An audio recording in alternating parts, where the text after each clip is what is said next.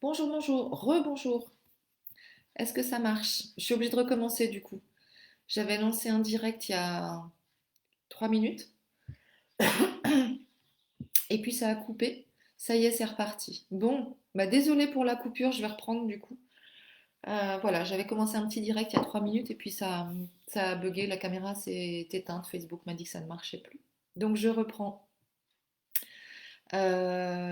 J'étais donc en train de vous dire, je reprends mon histoire à zéro. J'avais envie de vous faire un live parce que quand je suis rentrée de mes consultations tout à l'heure, j'ai eu un flash et j'ai repensé à une de mes anciennes clientes qui est venue me voir il y a un an et demi, pour un burn-out. Et c'était la première fois qu'elle venait voir quelqu'un, comme elle me dit. C'était la première fois qu'elle faisait du développement personnel, de la thérapie ou voilà, du coaching. Et c'était son médecin qui me l'envoyait donc en psychothérapie à l'époque pour ce fameux burn-out. Elle est donc arrivée un petit peu inquiète, en ne sachant pas du tout comment ça allait se passer. Elle est arrivée très intimidée aussi. C'est une dame qui devait avoir, je ne sais pas, dans les 55 ans, je crois, quelque chose comme ça, je ne me souviens plus. Et donc voilà, je la mets. Coucou! Je ne sais pas si tu avais commencé tout à l'heure, mais j'ai dû reprendre le live parce que ça n'avait pas marché. Donc je reprends mon histoire au début.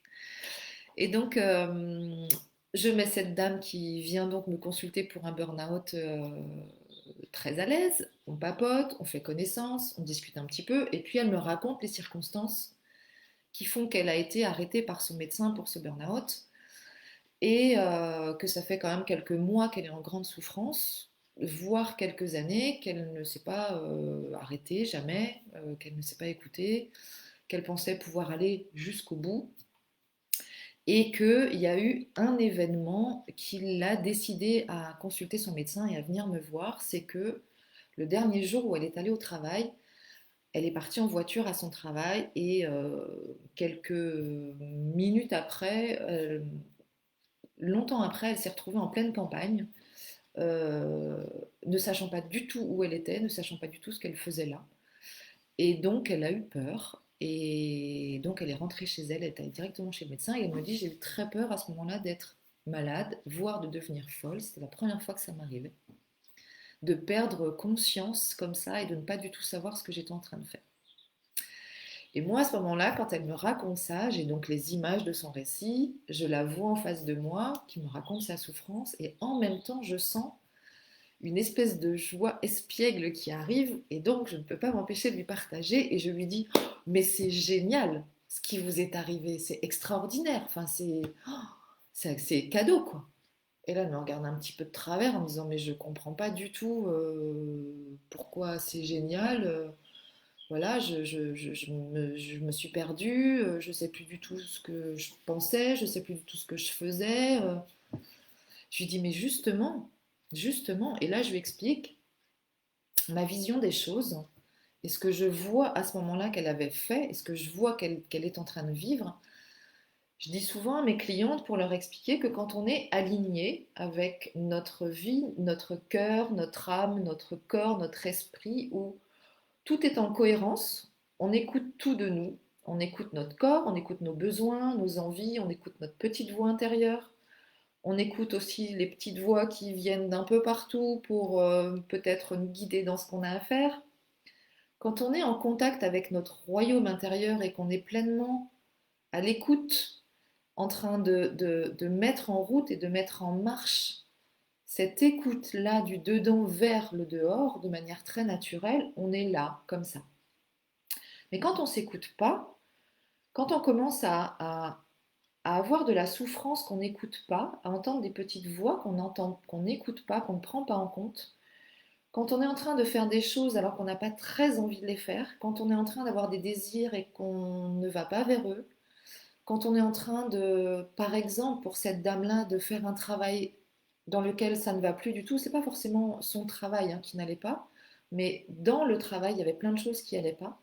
Quand on est dans un travail, dans une relation, dans des relations où on ne s'écoute pas, où on n'écoute pas du tout, je ne sais pas comment me mettre face à la caméra pour c'est dans l'autre sens, pour que vous voyez, et ben ça tire comme ça. On n'est plus du tout là, on tire, on n'écoute pas. Et à un moment donné, à force de tirer sur l'élastique, alors que notre centre il est là, que notre royaume il est là, et que nous on essaye de marcher ici, et bien à force, on se fait très mal. Soit on tombe, soit à force de tirer trop fort l'élastique il casse, et là on tombe malade, ou on a des accidents. Soit, j'explique à cette dame, que si on n'a pas tiré trop fort sur l'élastique, on s'arrange par un événement particulier pour revenir là très vite. Et que ce jour-là, en faisant l'école buissonnière, c'est le jour où elle s'est vraiment écoutée. Elle s'est arrangée pour faire exactement ce qu'elle avait besoin de faire, c'est-à-dire ne pas aller au travail. Tout ce qu'elle avait envie de faire, c'était d'arrêter de travailler. Tout ce qu'elle n'écoutait pas, et tout ce que lui disait son cœur, son corps, son âme lui disait de ne plus aller travailler, et sa raison lui disait si, il faut que j'aille travailler, il faut que j'aille travailler.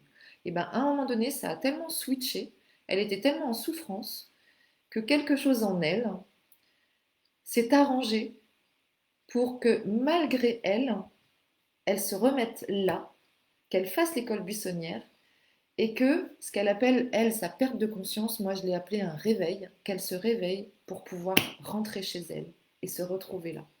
Et donc je lui explique ça avec vraiment, enfin moi j'étais vraiment dans une certitude que en faisant ce jour-là l'école buissonnière, en n'allant pas au travail, elle s'était retrouvée, elle avait écouté son cœur, elle avait écouté son âme, elle avait écouté son corps qui était en grande souffrance et qu'elle était rentrée chez elle, dans son royaume intérieur, pour prendre soin d'elle.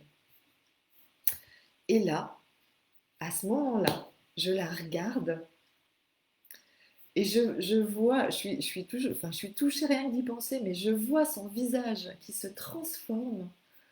Je vois un sourire qui arrive, mais un sourire mais qui venait vraiment de profond.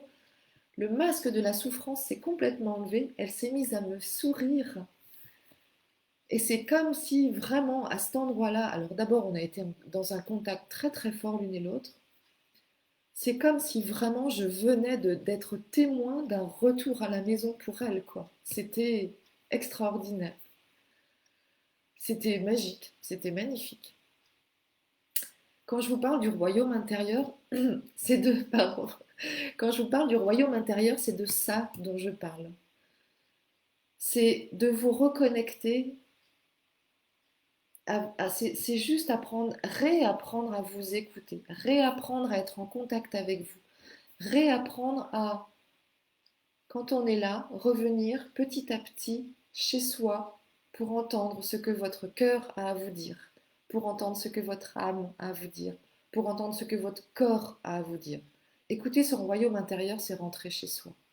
C'est faire la paix avec soi, c'est faire la paix avec ses petites voix, c'est être en accord avec qui vous êtes, et c'est marcher avec vous dans votre maison, dans votre chez vous, dans votre espace. C'est marcher comme ça plutôt que de marcher tiraillé comme ça.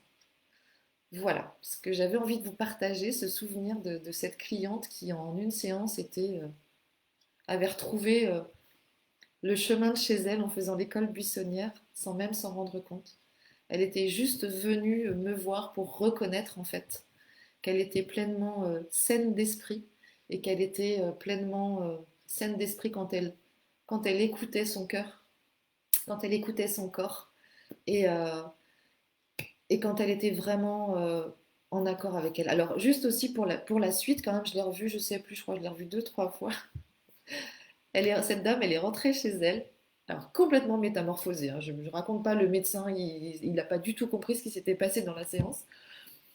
Elle est rentrée chez elle complètement métamorphosée et elle a dit à son mari, chérie, à partir de maintenant, je ne fais que ce que je veux. Et c'est ce qu'elle a fait. Et c'est ce qu'ils ont fait ensemble. C'est ce qu'ils ont fait ensemble. Et ils ont vraiment d'un seul coup en fait remis les pendules à l'heure pour l'un, pour l'autre, pour leur couple, pour leur vie.